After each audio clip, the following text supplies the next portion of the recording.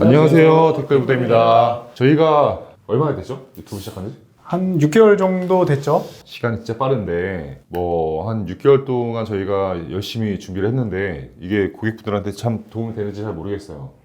도움 될 겁니다. 그런가요?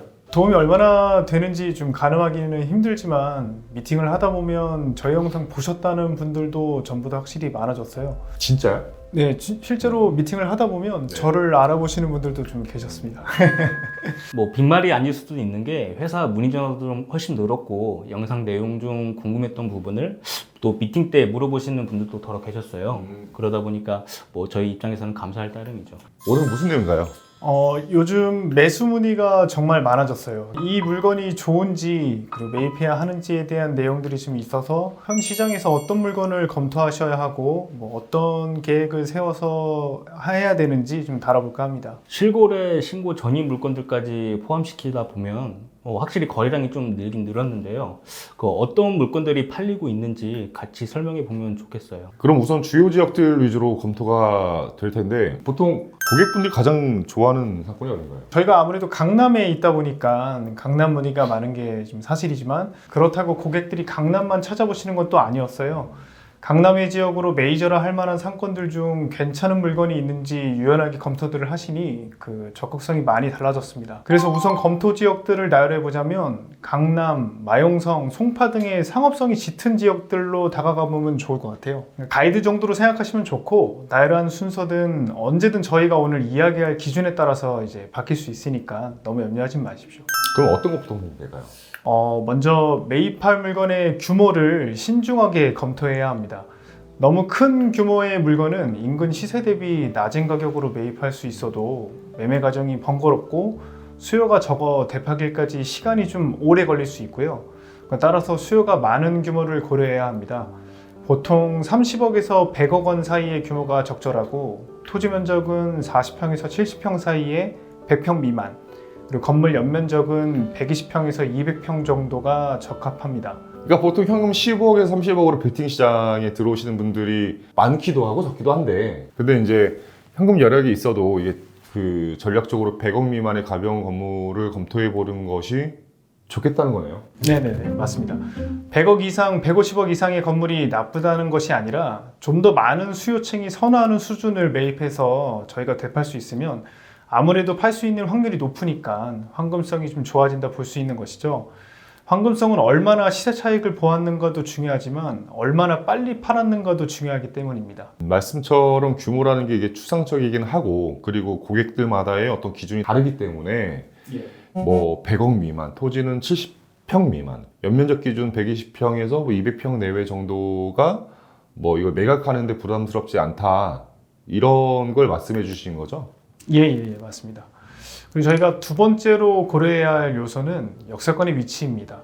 그러니까 최상의 경우 100m 이내의 초역세권이 가장 이상적이지만 평당가 수준이 상당히 높을 수 있어요. 따라서 약 한 300m 이내의 거리에 위치한 역세권을 고려해야 합니다.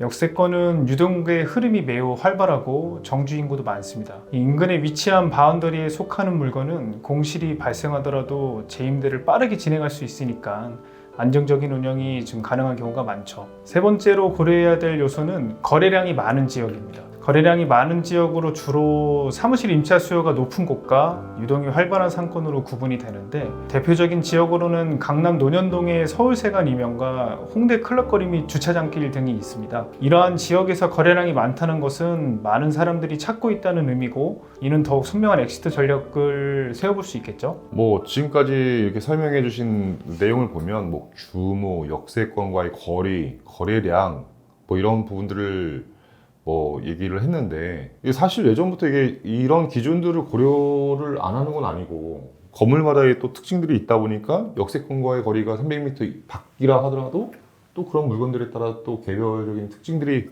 있지 않을까요? 네네네, 맞습니다. 그러니까 불과 2년 전을 되돌아보면 금리 2% 시절이었고 심지어 1%대 금리도 있었던 시절인데 금리가 낮으니 평당가가 조금만 우세해도 매입들을 하셨거든요. 그래서 위와 같은 기준들을 저버리고 휩쓸리듯이 매입하셨던 분들이 현재 시드공가 수준으로 다시 물건을 토해내고 계셔서 기준을 세워보자는 취지였습니다. 그러니까 좋은 물건이라는 것이 인근 시세보다 평당가가 저렴하다는 이유만으로 해석되기에는 좀 어려움이 있고, 어려운 경기에도 안정적인 운영이 가능한 건물이 정말 좋은 물건이지 않나 생각이 됩니다. 그러니까 위와 같은 기준이라면 꼭 강남이 아니어도 충분히 성공적인 투자 사례로 남지 않을까 싶습니다. 자, 최승환 팀장님께서 말씀하신 것처럼 이 강남이 아니어도 성공적인 투자 사례는 있을 거고, 공격적인 투자는 단순히 평당가로 판단할 수 있는 것은 아닌 것 같아요. 그렇죠? 평당가를 21년도 수준으로 평가하시는 분들이 좀 계신데 잘못된 판단은 아닌 것 같아요. 그러니까 금리가 전보다 2배 수준으로 뛰었으니까 충분히 그렇게 평가할 수도 있습니다. 다만 거래량이 늘어난다는 것에 한 번쯤 집중해 봐야 할 것 같아요. 그러니까 21년도 수준의 평당가를 갖는 건물은 정말 많지 않고, 계속 기다리다 보면 어느 정도 기회비용을 잃는 것도 사실이기 때문에 우연한 기회로 좋은 투자를 하고자 하염없이 기다리지 마시고, 앞서 설명한 기준 내에 적당한 평당가를 판단되는 것들이 있으면 깊게 검토를 한번 해보자는 소리죠. 기준이 21년도인가요? 22년도가 아니고. 22년도부터 이제 금리가 좀 올라가기 시작했다. 그리고 23년도부터는 약간 시장이 좀 하락세로 멈춰 있다라는 판단이 좀 매수인들 분들에서는 좀 지배적이다 보니까, 고객분들을 통해서 좀 미팅을 하다 보면 21년도, 22년도 사이에 맞물리는 평당가를 보고 판단하시는 분들이 좀 많더라고요. 그러니까 인근 팔림 매매 사례들 자료를 21년도 수준, 22년도쯤을 놓고 현재 시점에서 이제 물건 매입을 검토를 하시는 분들이 많다는 뜻이죠. 똑 부러지네요. 땡큐. 네, 맞습니다. 어쨌든 적절한 평당격으로 거래되는 물건들은 당연히 검토가 되어야 하는데, 최근에는 매입 원가보다 좀 저렴하게 거래되는 물건들도 가끔 시장에 등장합니다. 이러한 물건들은 특히 적극적으로 검토해 볼 필요가 있는데요. 이는 매도자의 개인적인 사정으로 인해 취득 원가보다 저렴하게 거래되는 경우도 있지만, 적은 시장에서 공격적인 대출을 이용하여 건물을 매입하신 분들이 기존 대출 기간이 끝나다 보니 연장하는 과정에서 금리가 이제 변동돼서 이자 감당이 이제 안 되시는 거죠. 그러다 보니까 좀 빠르게 처분하고자 하는 경우가 좀 있습니다. 결국 어쨌든 양도 차익을 좀 뭐 크게 가져가려고 하시는 거니까 뭐 그런 부분에 있어서는 가장 중요한 포인트인 것 같습니다. 네, 앞서 언급한 내용 중 이자 부담에 대한 언급과 함께 매입 시 주목해야 할 포인트는 주로 임대에 관련된 내용인데요.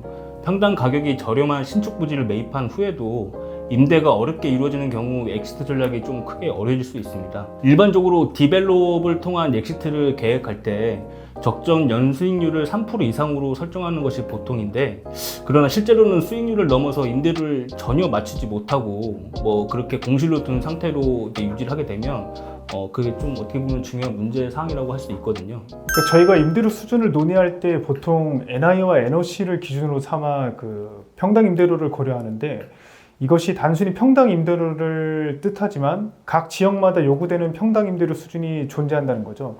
그러니까 따라서 신축 검토 시에는 이러한 임대료 수준을 충족시킬 수 있는지를 고려하지만, 임대 수요층의 크기에 대한 고려는 다소 어려운 부분입니다. 엑시트를 위한 필수 요소 중 임대차는 매우 중요한 포인트이고, 평당가만을 절대적인 기준으로 삼지 않고 매입 검토를 진행해 보면 좋다는 것이죠. 이게 NI로 검토했을 때와 NOC로 검토했을 때의 차이가 어떤 게 있을까요? 그러니까 보통 NI는 저희 일단 중개법인들이 공용 면적을 같이 전용해 산입을 해서 전체적인 면적을 층당 따져보는 걸 얘기하는 거고, NOC는 보통 이제 분양을 해서 매매를 하는 시공업자들이 전용 면적만을 놓고 따지는 거죠. 그러니까 실제 임대 면적에서 갈 수 있는 시세. 근데 강남은 대부분 지배적으로 NI를 위주로 평당 임대료를 산정하고 있기 때문에 사실 NI인지 NOC인지 보다는 임대료 총액과 내가 갖고 있는 임대 시세가 얼마인지가 매입을 할 때 중요 요소일 수 있습니다. 듣고 보니 건물을 매입을 위한 그 여러 가지 포인트를 잘 아울러 보는 게 좋을 것 같네요. 네, 맞습니다.